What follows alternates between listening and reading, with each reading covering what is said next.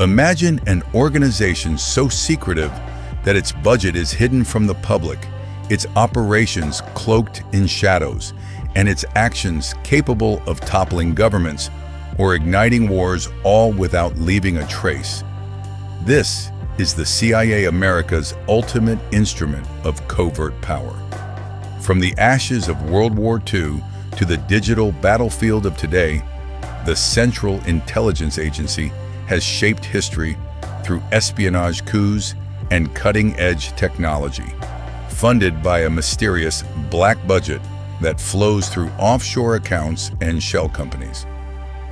Dive into the gripping saga of an agency that operates beyond the law, where every move is a calculated risk, and the stakes are nothing less than global dominance.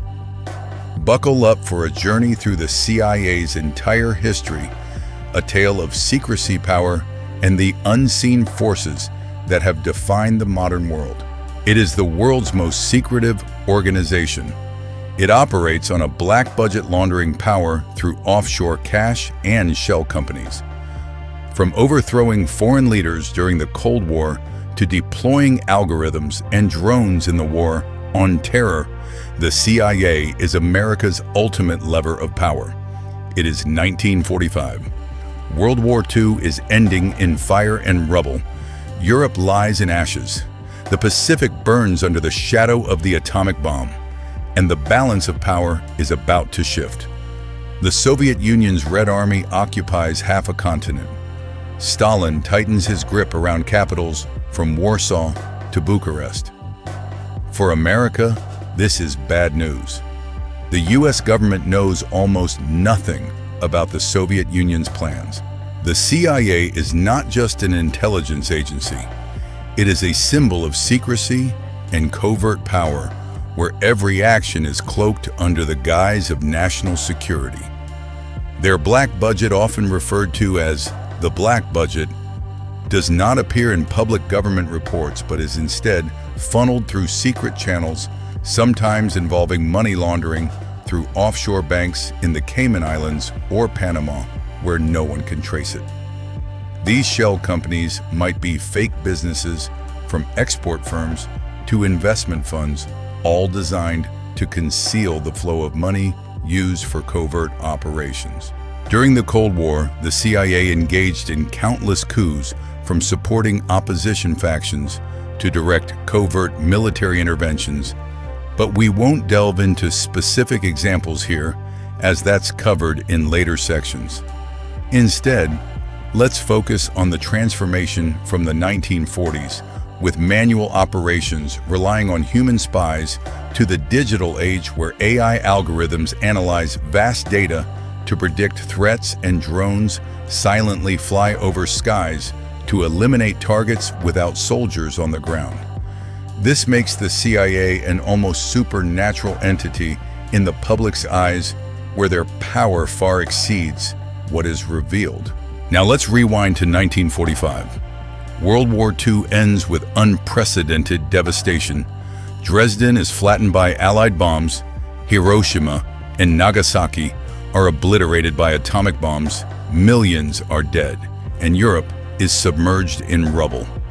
The global balance of power is shifting rapidly. The Soviet Army, under Joseph Stalin's leadership, not only liberates Eastern Europe, but occupies it, establishing puppet regimes in Poland, Romania, and Hungary. Stalin, with his iconic mustache and iron-fisted leadership style, tightens control, turning these capitals into satellites of Moscow. For America, this is a direct threat. They won the war, but now face a new enemy, a communist superpower with a massive army and expansionist ambitions.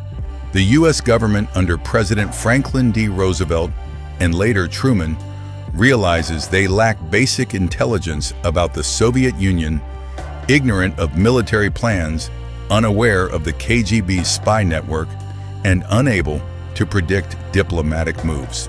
This is a deadly gap, and it will lead to the birth of a new agency, but we'll explore that in the next section. The birth of the CIA. At the time, America had the Office of Strategic Services OSS. It fought in the shadows during the war, parachuting agents behind enemy lines, sabotaging Nazi supply chains. They were amateurs. Moscow's intelligence network ran circles around them. Even Britain's MI6 kept secrets from Washington. And America was winning the war through raw industrial power and military might not superior intelligence. Harry Truman inherited the presidency in April 1945. Inside the historic cabinet room, Vice President Harry S. Truman took the oath as the 32nd president administered by Chief Justice Harlan Fiske Stone. After the war ended, he initially disbanded the OSS, but he soon realized the country needed a better, bigger intelligence service. And so in the corridors of Washington, a new resolve formed. The president was about to create an organization unlike anything in American history. An organization that would wage a silent war across the globe. In a windowless room inside the newly formed National Security Council, a small group of men gathered. Behind closed doors, they were about to create something America had never had. A permanent peacetime spy agency. They called it the Central Intelligence Agency. Their mission was to collect intelligence, conduct covert operations, and if necessary, intervene in the affairs of other nations to protect American interests. The National Security Act, which created the CIA in 1947, was a rushed and controversial law. The CIA was given a broad and vague mandate, allowing it to perform other functions and duties related to intelligence as directed by the National Security Council. This wording gave the agency flexibility and immense power from the start. The vision was clear: a global network of agents and sources, covert action teams capable of toppling governments, propaganda arms to shape foreign opinion, an intelligence service answering directly to the president, not Congress or the public. To expand on this section, we focus on the CIA's formation without mentioning later funding or failures.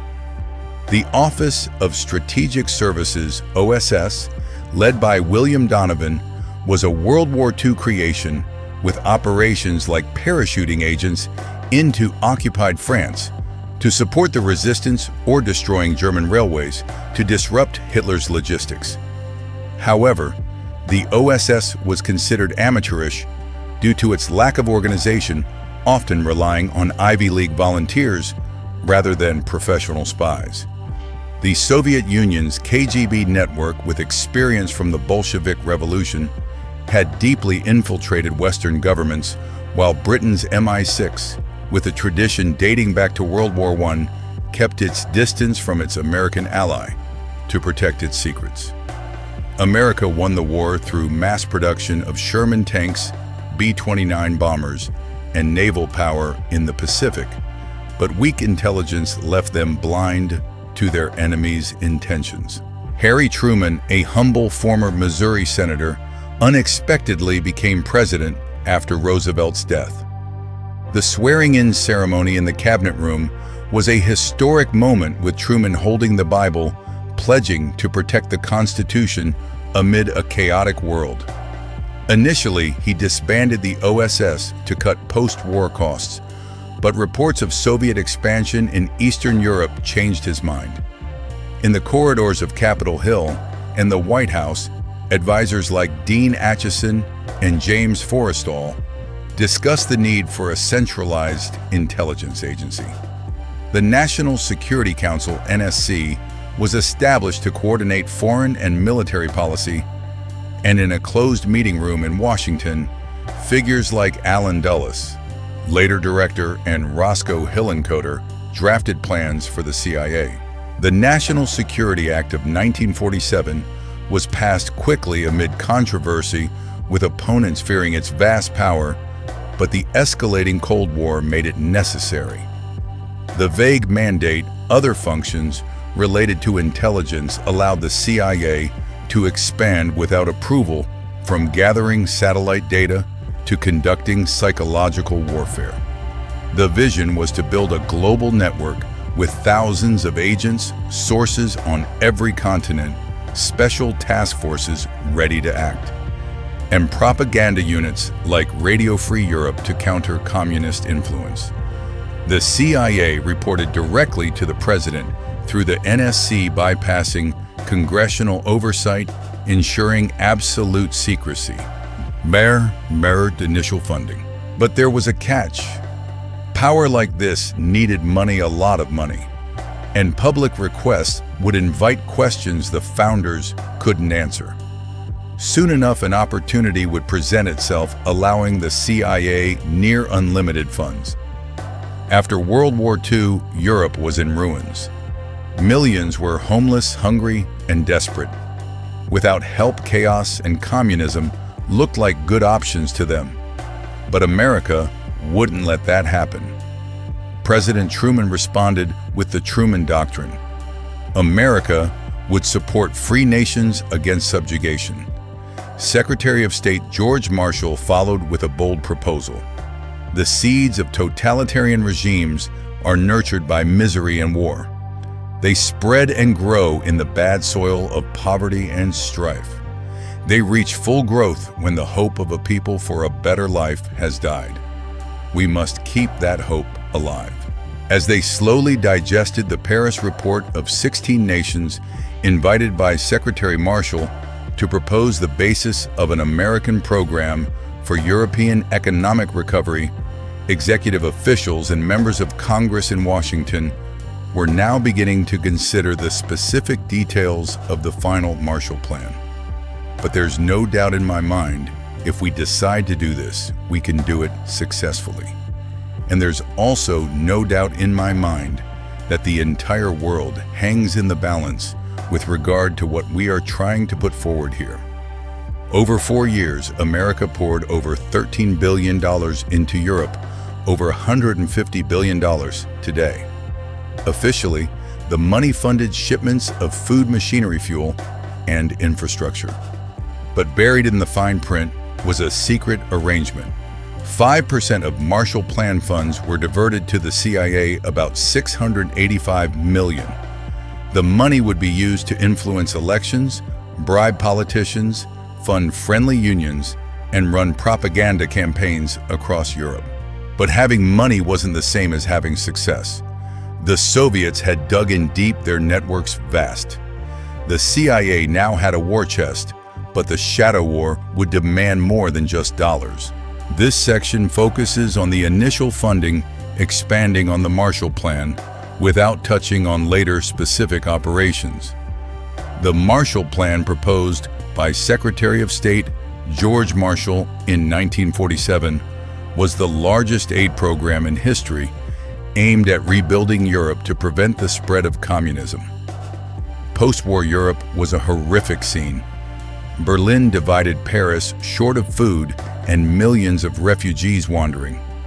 The Truman Doctrine of 1947 pledged support to Greece and Turkey against communist influence, laying the groundwork for containment policy.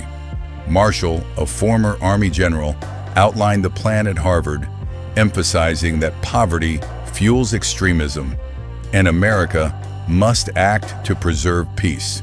The plan involved 16 Western European nations meeting in Paris to draft aid requests, leading to the U.S. spending $13 billion from 1948 to 1952, equivalent to $150 billion today, funding railways, factories, and agriculture.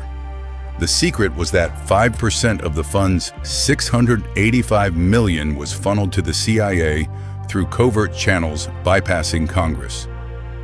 This money was used to influence Italy's 1948 elections, bribe French politicians to counter communist parties, support West German unions, and run propaganda through newspapers and radio to paint the Soviets as aggressors. However, success didn't come from money alone. The Soviets' deep KGB networks posed a greater challenge. Early failures in KGB infiltration. In the late 1940s, the Soviet KGB was the gold standard of espionage. Its network spanned Europe, Asia, and the Americas. decades of tradecraft and ruthless discipline made it nearly untouchable. The CIA was a rookie. In one of its earliest operations, a team of CIA-trained Ukrainian agents parachuted into Soviet-controlled territory. The drop was doomed before the plane even left the runway. One of the mission's key handlers was a secret Soviet source feeding every detail straight to the KGB. Within days, everyone was killed or captured. The failures were so widespread and consistent, they couldn't be dismissed as mere bad luck or poor tradecraft. The CIA, in the words of an internal report, was critically infiltrated. The fallout was devastating. Not only did missions fail repeatedly, but the CIA's reputation was so damaged that recruitment became nearly impossible. At the time, Walter Bedell Smith was head of the CIA. After countless humiliating failures, he feared the agency would be scrapped as an amateur sideshow, and his reputation would be buried with it. The CIA needed a headline, "Victory," something that screamed competence to the White House and terror to its enemies. And before long, that opportunity presented itself. This section dives into early failures, emphasizing the KGB's superiority without mentioning later specific campaigns. The KGB evolved from the NKVD, had networks from America to India, with spies like Kim Philby infiltrating MI6. The CIA, newly formed, lacked experience, leading to failures like the 1949 Ukraine operation, where agents were captured due to moles like Harold Kim Philby. The critical infiltration from an internal report showed the CIA was leaking information, damaging its reputation. Walter Bedell Smith, a former U.S. ambassador to the Soviet Union, feared the CIA would be dismissed pushing for reforms. Operation Ajax in Iran. Prime Minister Mohammad Mossadegh today appointed a committee to prepare a full list of Iran's grievances against the Anglo-Iranian Oil Company, which officially operates the oil concession in the country, in case the grievances can be submitted to an international court. It's 1953. Iran stands at the center of the Cold War map. Prime Minister Mohammad Mossadegh has just nationalized the Anglo-Iranian Oil Company, stripping Britain of its lucrative control. London had been siphoning Iran's oil wealth for decades, and it wasn't about to let a prime minister stand in the way. So it turned to Washington, hoping the CIA would remove him. Walter Bedell Smith approved the plan. The plan was named Operation Ajax. At its center was a man who would never make headlines.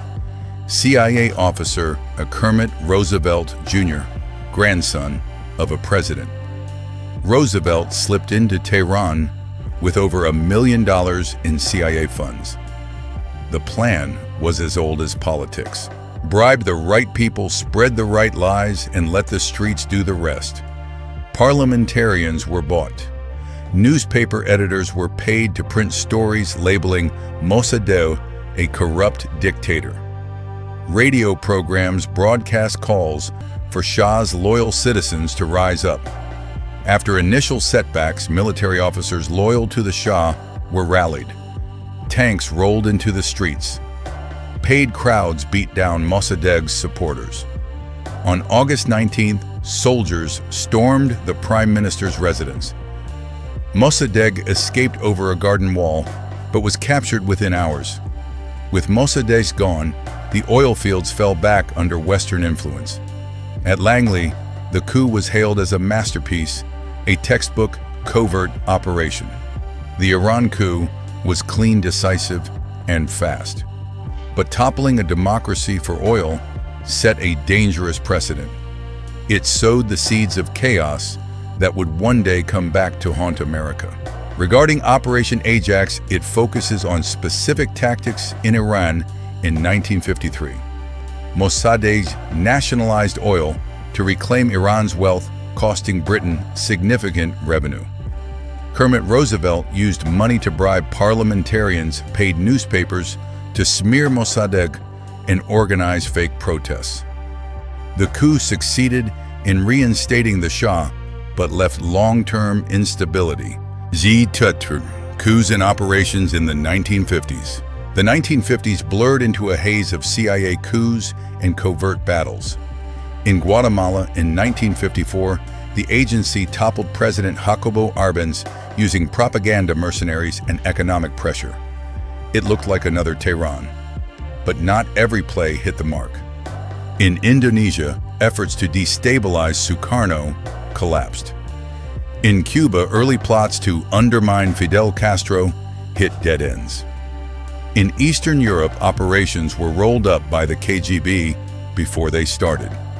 Alan Dulles, now Director of Central Intelligence, saw the writing on the wall. Richard Bissell, a brilliant planner with a taste for big projects, joined. They agreed the agency's future lay in the skies, and in technology no one else could match. On the 1950s coups, it emphasizes the strategic shift. In Guatemala, the CIA used radio propaganda to spread communist rumors, hired mercenaries from Honduras, and applied economic pressure through the United Fruit Company. The failure in Indonesia in 1958 came when a plane was shot down. And early Cuba efforts failed as Castro consolidated power. Dulles and Bissell pushed technology to compensate for espionage weaknesses. The shift to technology. The U-2 spy plane. So it was clear America just wasn't good at hiring deep spies. That space was infiltrated by too many foreign agents. So at some point, they stopped pretending to beat the KGB at their own game and leaned into what America was good at, building amazing technology. The CIA began to pivot. Covert coups remained in the playbook, but the next big breakthrough wouldn't come from suitcases of cash. It would come from a machine. And that machine would be called the U-2. In the early Cold War, reconnaissance was a risky business. The best America had were modified bombers and fighters. They flew low enough for Soviet radar to see slow enough for interceptors to catch and vulnerable enough for a single missile to end the mission. By the mid-1950s, that was no longer acceptable. The Soviets were building nuclear sites, and Washington needed eyes on them immediately. Alan Dulles at the CIA partnered with the Air Force. Richard Bissell became project lead. Lockheed's Skunk Works under Kelly Johnson led the design. The result was the U-2, a jet that flew at 70,000 feet higher than any Soviet fighter or missile could reach. It had glider-like wings stretching over 100 feet, giving it the lift to soar in the stratosphere. Cameras mounted in its belly could photograph objects 2 feet wide from 13 miles up. Its range allowed it to cross the Soviet heartland and return without refueling. This wasn't just a plane. It was a spy satellite with a pilot. The Soviets could see it on radar, but couldn't touch it. Every mission brought back film rolls that redrew maps at the Pentagon and White House. The U-2 spy plane, a powered glider with a camera in its belly, was a major technological victory for the CIA. CIA estimates of Soviet military strength were based on guesswork, not intelligence. The U-2 aimed to provide the critical information needed to challenge those claims. Intervention in Vietnam and Indochina. Members of the Vietnamese government delegation here are resigned to the prospect that a truce agreement may soon be concluded, under which Viet Minh forces will occupy large areas of Vietnam. It is assumed that virtually the entire northern half of the country may go to the communist-led rebels. From 1954, the Geneva Accords split Vietnam in two, and America stepped in to prevent the communist North from swallowing the South. On paper, America was an advisor. In reality, the CIA was pulling strings. U-2s flew over North Vietnam and Laos, mapping supply routes, troop concentrations, and the winding Ho Chi Minh Trail. The photos became blueprints for covert strikes. The shadow war spread fast. CIA-backed militias in Laos sabotaged depots and ambushed convoys. Air America ran guns, radios, and agents into jungle airstrips. In Saigon, political enemies of US-backed leaders were bribed, blackmailed, or eliminated. And most of these covert operations involved money. And the CIA's money wasn't always clean. Funding came through channels the public never saw. Black budgets, foreign currency reserves, and illicit flows. In Laos Mong, fighters guarded opium fields in exchange for weapons and pay. In Cambodia, heroin trafficking quietly funded operations the State Department would never acknowledge. By the mid-1960s, the shadow war seemed to work. Supply lines were harassed, enemy leaders thinned, and the South bought a few more years of survival. It felt like success. But soon enough, it would explode into full-scale war, pulling America into a quagmire that would cost more than any black budget ever could. Daru. The Bay of Pigs fiasco. In April 1961, the CIA rolled the dice on one of its boldest operations, the Bay of Pigs. Cuban exiles trained and armed by the CIA landed on beaches in an attempt to overthrow Fidel Castro. The plan collapsed in days. Air support was denied, resistance didn't materialize, and Castro's forces swept the beach. Globally, America's image took a hit. Inside Langley, the embarrassment burned. For President Kennedy, it was a humiliating failure. America's invincible image was tarnished. He was livid in a way I'd never seen him before, extremely upset. And what he said more than once was, "How could I be so stupid to rely on these advisors?" He said, "We got a big kick in the butt and we deserved it, but we'll learn some things from it." And one of the things he said he'd learned is that he'd never be awed by advice from the Joint Chiefs of Staff or the CIA again. The Bay of Pigs was a humiliation. But Washington didn't back down. The mission remained the same. Stop the spread of communism no matter the cost. And now, the focus shifted south to a thin strip of land on the edge of South America, Chile. Mar Cedro. The coup in Chile. In the early 1970s, Chile stood at a political crossroads. Salvador Allende, a Marxist, was elected president in 1970, the first in the Western Hemisphere to come to power through democratic means. He promised socialist reforms, nationalizing key industries and building ties with Havana and Moscow. For the White House, it was a nightmare scenario. Another Cuba, but with democratic legitimacy. The CIA was tasked with ensuring Allende's government didn't survive. They poured millions into opposition, media-funded strikes, and quietly funneled money to political rivals. They put heavy pressure on the economy. The currency spiraled, and food shortages grew. Behind the scenes, CIA officers worked with sympathetic military leaders, sowing instability.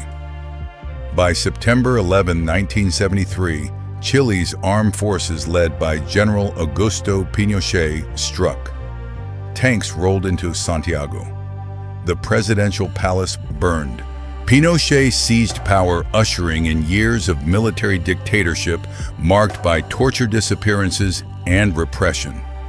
Washington breathed easier. Chile returned to the anti-communist camp, but the cost was blood, and the world noticed. For the CIA, Chile 1973 was a reminder that covert power still worked. Back in Southeast Asia, the CIA doubled down on tactics as the Vietnam conflict escalated from advising to full combat. CIA operations expanded alongside the military training, South Vietnamese forces running the Phoenix program and waging war in Laos and Cambodia. Marie The Phoenix Program and Domestic Operations.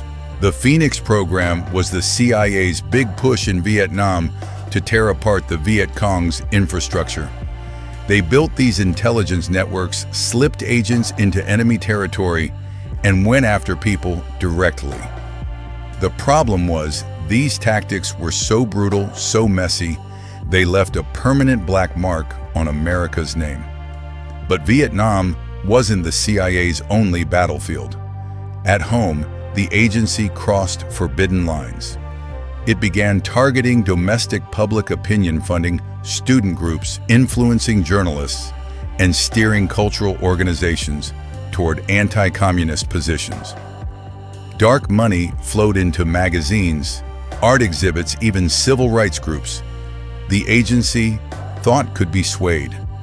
Codenamed Project MKUltra under Sidney Gottlieb's direction, the CIA experimented on unwitting subjects with LSD hypnosis, sensory deprivation, and psychological torture. The goal was mind control. You know, the CIA really dreamed of a drug you could give someone, make them commit all sorts of unspeakable acts, and they'd wake up the next day not remembering what they'd done. They were looking for brainwashing. They were looking for mind control. They were looking for ways to create what they called a Manchurian candidate. They were trying to find out if they could make people go out and do things they wouldn't normally do, like assassinations. The 1970s turmoil and decline. The mid-1970s brought turmoil on every front. The Vietnam War ended with helicopters fleeing Saigon. The U.S. economy reeled under an oil embargo, spiraling inflation, and deep recession. The Soviets pushed influence in Africa and the Middle East. At home, the Watergate scandal chased President Nixon from office in disgrace. The CIA wasn't immune. The Church and Pike committees stripped away its mythos. Public trust eroded. But inside Langley, old habits persisted. Secret bank accounts in Switzerland and the Caribbean kept dark money flowing. Shell companies masked arms deals, bribes, and political payoffs. In the shadows, those secret bank accounts were more than a safety net. They were a weapon. And soon, they would fund an operation that would explode into a massive scandal. Along the way, they would reopen an old dirty door. The CIA's involvement with the global drug trade, the Iran-Contra scandal. In the early 1980s, Iran was a nation at war with itself and its neighbors. The Shah was gone, swept away by the Islamic Revolution. Washington officially called Iran an enemy. But inside Langley, the CIA weighed a different calculus. Every enemy was a potential channel. Every crisis was a potential deal. 3 Americans, a journalist, a diplomat, and a minister were kidnapped off Beirut's sidewalks by gunmen. To help free American hostages, the CIA devised a questionable solution. Through a chain of intermediaries and covert agents, the CIA and key figures in the Reagan White House arranged to sell weapons to Iran. Missiles, spare parts, and other hardware they desperately needed. The price was inflated. In return, Iran would quietly pressure Hezbollah in Lebanon to release the American hostages. Profits from these secret arms deals didn't stop in Tehran. They moved quietly into Swiss bank accounts and offshore companies, then out again, this time to Central America. The recipients were the Contras, a rebel army fighting to overthrow the leftist Sandinista government in Nicaragua. But the arms deals weren't the only funding stream. In Central America, cocaine trafficking moved north.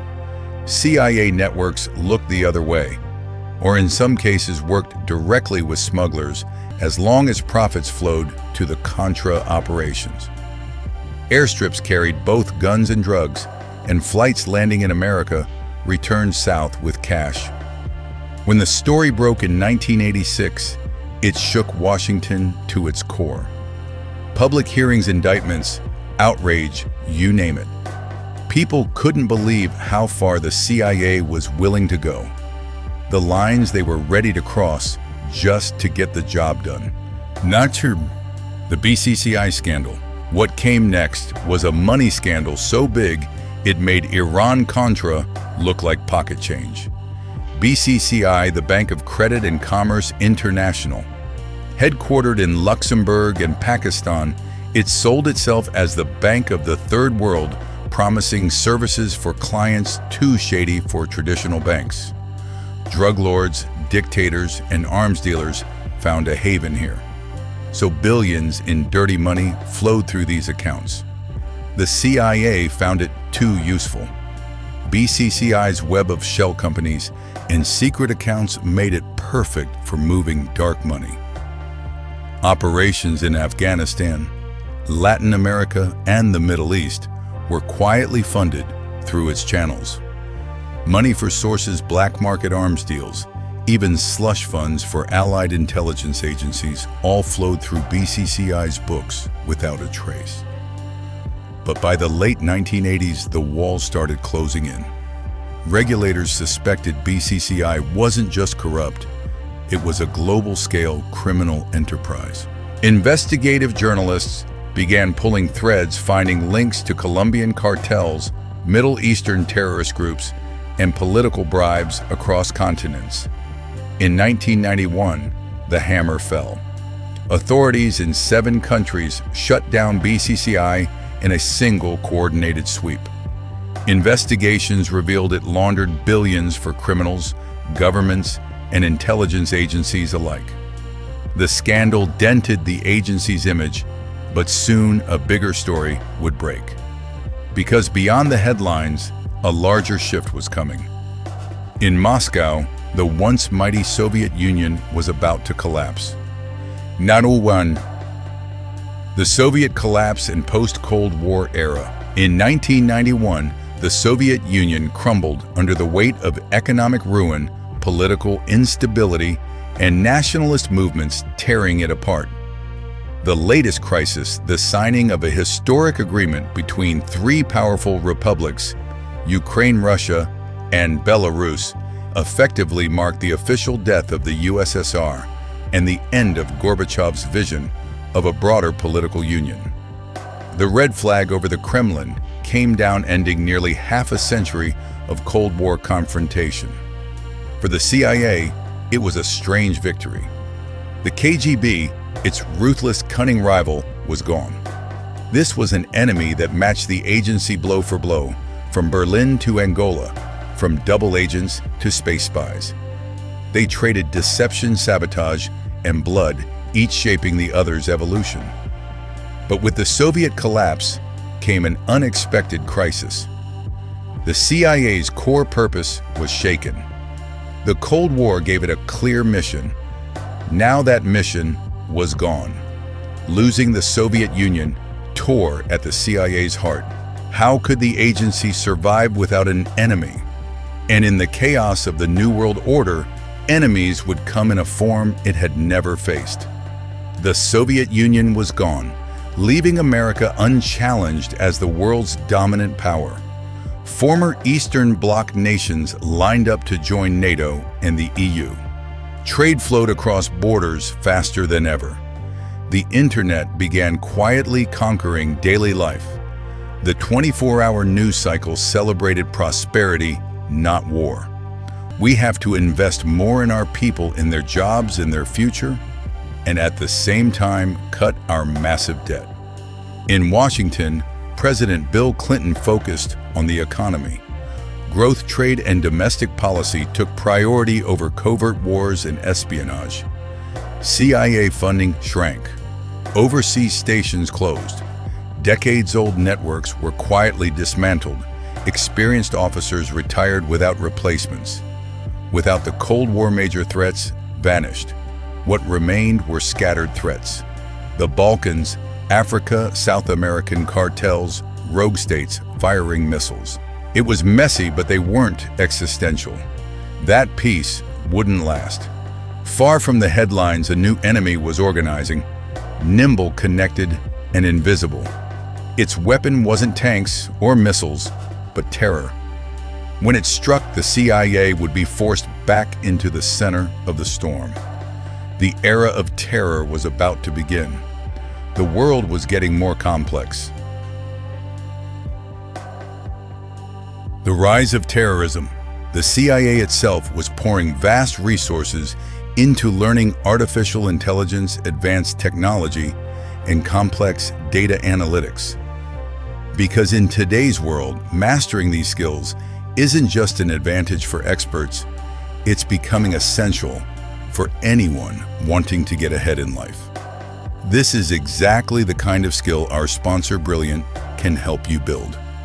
Brilliant is an interactive platform with thousands of hands-on lessons in math, data analytics programming, and AI. In a world this complex, it's incredibly useful to learn the basics of data analytics and AI. Brilliant makes it accessible. You start with the basics, and step by step, it guides you into solving deeper, more challenging problems that really stick. This isn't about quick hacks or trivia, it's serious, meaningful learning. Whether you want to dig into the math behind markets, master probability, or sharpen logical reasoning, Brilliant gives you the tools to dive deep, not just skim the surface. You can start learning for free today at Brilliant or Finance. And you'll also get 20% off an annual premium subscription. In the mid-1990s, far from Washington's gaze, Osama bin Laden was building an army. From Afghanistan's mountains to camps in Sudan, he recruited fighters, trained them in guerrilla warfare, and gave them a vision of global jihad. His network, Al-Qaeda, grew in the shadows. The CIA could have killed him multiple times. Opportunities to kill or capture him slipped away. Missed strikes, bad intelligence, political hesitation. By the late 1990s, bin Laden was no longer a lone extremist. He commanded a disciplined, well-funded network with cells in the Middle East, Africa, Europe, and even the US Al-Qaeda was joined by other groups, Hezbollah, Hamas, Jamaah Islamiyah, forming a loose web of fighters with a shared goal. Then came the attacks. US embassies in Kenya and Tanzania, the bombing of the USS Cole in Yemen. Each strike deadlier, bolder, more coordinated. The US was coordinating efforts with European and African nations to roll up Osama bin Laden's terrorist network, the suspected mastermind of the bombing of 2 US embassies in East Africa, as fears grew that he would strike again, officials said. For the CIA, it was a grim development, but also a revival. The post-Cold War peace dividend was short-lived. This rising threat, especially from Osama bin Laden, put immense pressure on the agency, still grappling with its own internal issues, including a lack of manpower and technological capability. Terrorism put intelligence back at the center of national security. Budgets swelled, new operations were greenlit, but no one truly saw what was coming. In secret, bin Laden was planning a strike unlike anything the modern world had seen. It wouldn't just kill, it would shock, paralyze, and change history in a single morning. Next, during 9/11 and the Iraq War, we just got reports that a plane crashed into the World Trade Center. 2 planes crashed into the World Trade Center in New York. There has been a series of terrorist attacks in America. Images coming in show the building on fire. On the morning of September 11, 2001, clear skies over New York turned to chaos as hijacked planes slammed into the Twin Towers, spewing fire and smoke. Another jet tore into the Pentagon.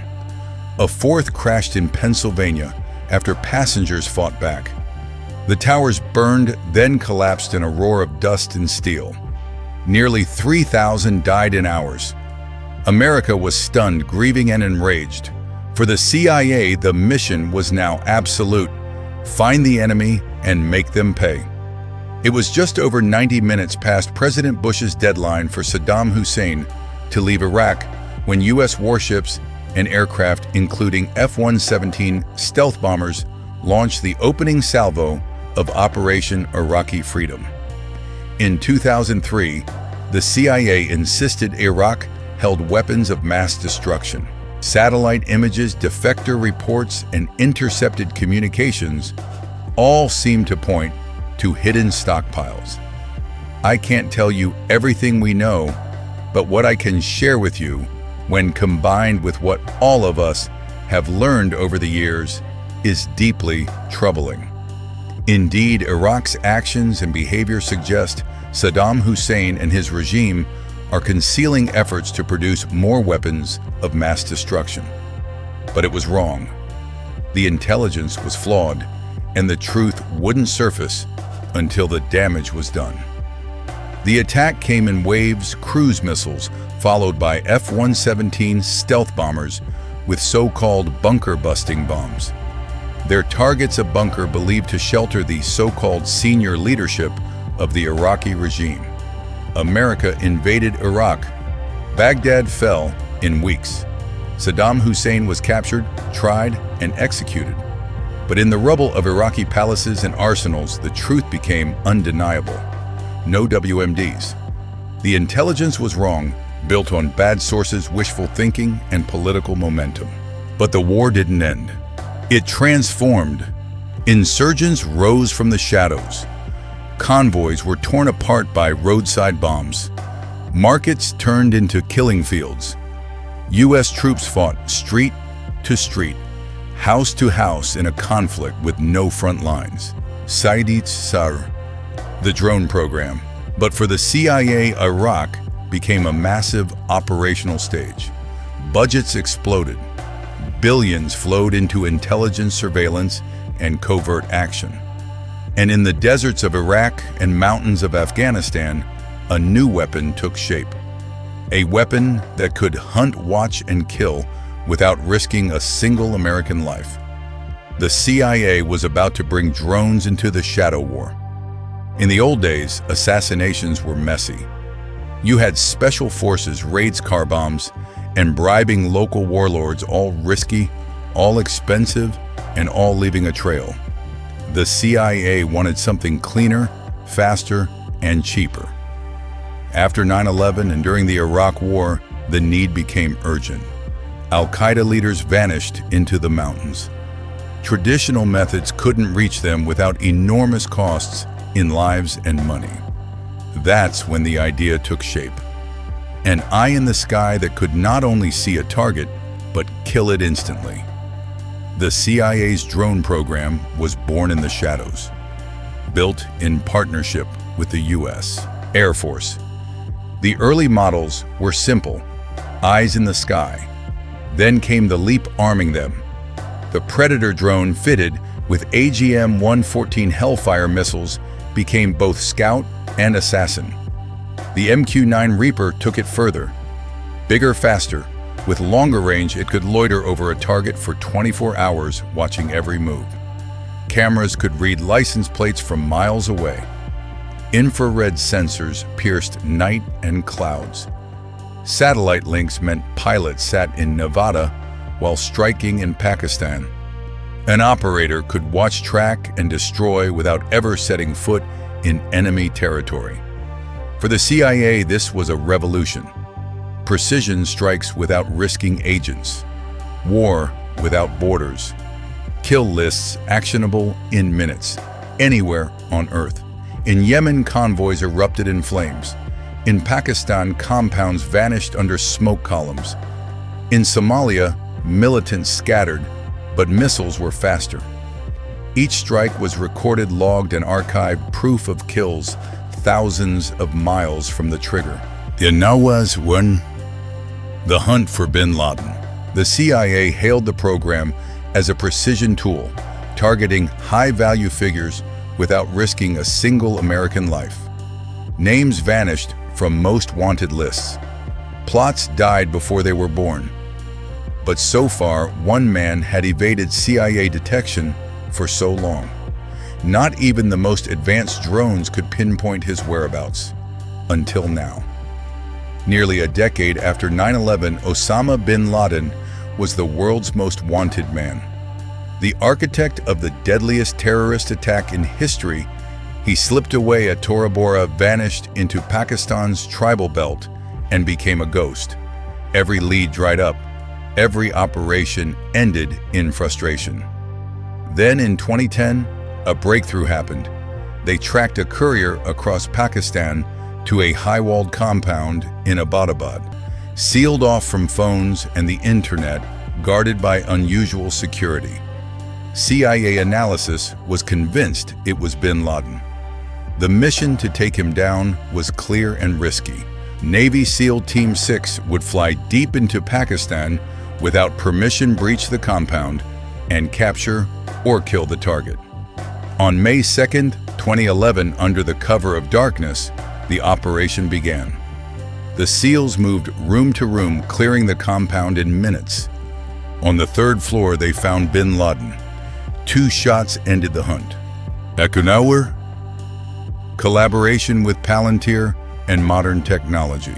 His body was taken away and buried at sea. For the CIA, the operation was the ultimate validation.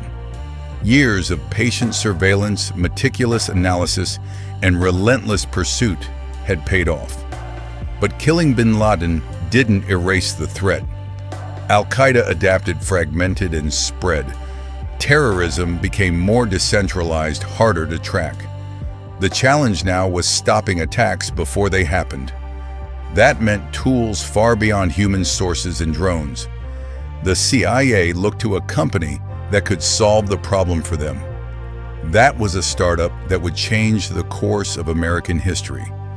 And the man behind the startup was Alex Karp. Alex Karp grew up in Philadelphia in a Jewish family. His father was a pediatrician, his mother an artist. He studied social theory, earned a PhD from Frankfurt, and never imagined running a spy tech company. In 2003, Karp teamed up with Peter Thiel, PayPal's co-founder. Thiel had an idea. What if Silicon Valley's power could be aimed at national security? What if software could find terrorists the way search engines find websites? Karp, with his outsider mindset and fierce curiosity, was the perfect partner. Together, they created Palantir, named after the all-seeing stones from Tolkien's Lord of the Rings. The CIA took notice. Through its venture arm, INQtel, Langley invested early. Palantir engineers worked alongside analysts, refining tools to track financial flows, communication networks, and movement patterns in real time. Palantir's real magic was connecting the dots. It swallowed everything: phone calls, travel logs, bank transfers, even live drone footage, and wove it into a single living map. And suddenly, analysts could see the hidden web. Who was linked to whom, where the money went, and where the next strike might land. Our company's core mission has always been to make the West, particularly America, the strongest in the world for global peace and prosperity. For the CIA, this was a game changer. Operations moved faster. Targets were found in hours, not months. Terrorist cells were dismantled before they could act. Drug cartels lost their anonymity. Even safe houses in crowded cities were exposed by patterns no human could see alone. With Palantir, the CIA didn't just respond to threats, it predicted them. The battlefield was no longer defined by geography, it was defined by information, and whoever controlled it won. The modern CIA and future challenges. The CIA today operates with one of the largest classified budgets in U.S. history. Billions flow into cyber operations, advanced surveillance, AI-assisted analytics, and covert actions. Trump's signature legislation will push defense spending past $1 trillion with new funding for innovation and other capabilities. On paper, The mission is the same: keep America safe. But behind the scenes, the tool's scope and raw power are on a scale entirely different from anything the agency could have dreamed of in 1947. Recent leaks and reports suggest new cyber attack capabilities, expanded drone operations, and deeper partnerships with Silicon Valley. The war in Ukraine marks a shift. The CIA is back in the middle of a proxy conflict, providing intelligence targeting support and training Ukrainian agents. But another rival looms larger. Far from being a copycat, Beijing now leads in key areas: hypersonic weapons, AI surveillance, quantum communications. The CIA knows China cannot be underestimated. In technology, espionage, and global influence, it's a near-peer rival. And the fight won't be a replay of the Cold War. Looking back, the CIA has been everything. Saboteur, kingmaker, innovator. It has toppled governments, assassinated people, and manipulated information on a scale no other agency in the world could match. But the world is entering an era of maximum complexity. Information spreads instantly. Political ideologies clash in real time. Population shifts transform societies.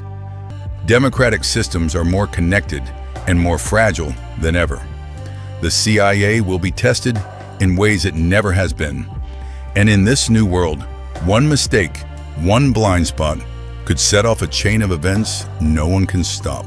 The CIA's story is a labyrinth of intrigue, from Cold War coups to drone strikes and AI-driven intelligence.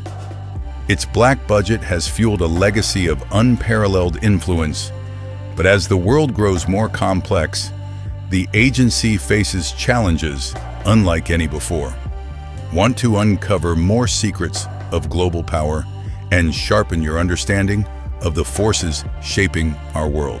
Subscribe now to stay ahead with exclusive insights, historical deep dives, and the tools to navigate the complexities of today's geopolitical landscape.